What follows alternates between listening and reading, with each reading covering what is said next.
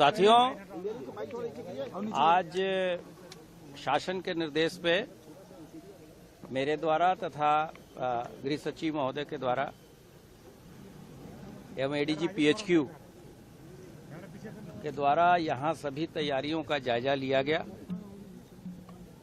आप सभी अवगत हैं कि पिछले कुछ वर्षों से और विशेषकर कुछ महीनों से युद्ध स्तर पे इस महाकुंभ की तैयारियां शासन और जिला स्तर पे किया जा रहा है।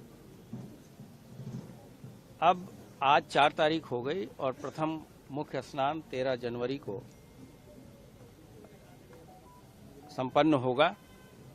उसके बाद से कुल 6 स्नान होंगे, जिसमें से 3 शाही स्नान होंगे। हम लोगों ने जो चीजें घूम के देखी और ये पाया कि जो इंफ्रास्ट्रक्चर, जो इक्विपमेंट तथा जो मैन पावर है, इनमें काफी अच्छा समन्वय है और जो अधिकारी इन चीजों को इम्प्लीमेंट कर रहे हैं वो पूरी तरीके से कॉन्फिडेंट भी हैं और हमारी तैयारी भी पूर्ण हो चुकी है। और इसको और कैसे बेहतर बनाया जाए, इसके बारे में हम प्रयास कर रहे हैं। हमारी जो ट्रैफिक रेगुलेशन के संबंध में नए इक्विपमेंट्स आने थे, फायर कंट्रोल के बारे में जो नए इक्विपमेंट्स आने थे, इस वर्ष अन्य चीजों के अतिरिक्त शासन ने डिजास्टर, आपदा प्रबंधन, फायर सेफ्टी तथा ट्रैफिक के लिए विशेष प्रबंध, विशेष फंड्स जारी किए थे ताकि श्रद्धालुओं को किसी तरह की यहां कोई कठिनाई न हो। ये सभी इक्विपमेंट्स हमारे आ चुके हैं। आपने खुद देखा होगा कि यहां इंटरसेप्टर्स डिप्लॉय हो गए हैं। पीथर ड्रोन भी भारी संख्या में हैं। हम लोगों ने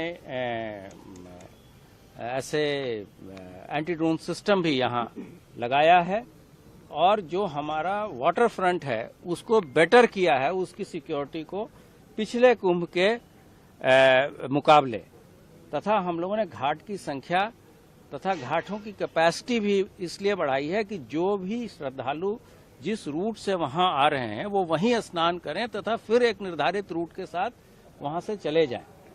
रेलवे के साथ भी बहुत अच्छा हमारा समन्वय है और हम मुख्य स्नान के दिन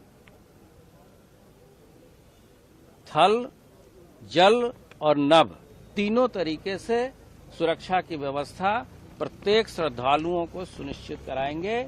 और इतनी बड़ी अपॉर्चुनिटी जो हम लोगों को मिली है, जबकि इस पूरे पृथ्वी पर इतना बड़ा मानव समागम, सबसे अधिक संख्या में लोग इस 45 दिन के अंदर आएंगे। लगभग 40 से 50 करोड़ की जनता और श्रद्धालु यहाँ लोग आएंगे।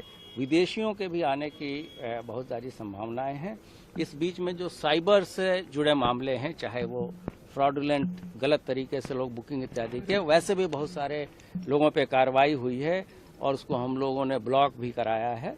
और साइबर वर्ल्ड को, साइबर पूरे इकोसिस्टम को कैसे सिक्योर किया जाए, ये भी विभिन्न जो एजेंसियां हैं जो इसमें दक्ष हैं उसके साथ मिलकर लगातार कार्रवाई चल रही है। सर, इसमें सवाल ये है, एक बड़ा सवाल ये है कि जिस तरह से लगातार अलग अलग माध्यमों से जो लगातार धमकियां दी जा रही हैं, थ्रेट हो रही है, उसको लेकर पुलिस प्रशासन किस तरह से अलर्ट है और जो साइबर जो सेल है उसे कितना एक्टिव? हमारी एटीएस कितनी तैयार है आतंकवादी? नहीं, आपने देखा होगा कि एटीएस की जो हमारी महिला कमांडो टीम है वो भी यहाँ पहुँच चुकी है।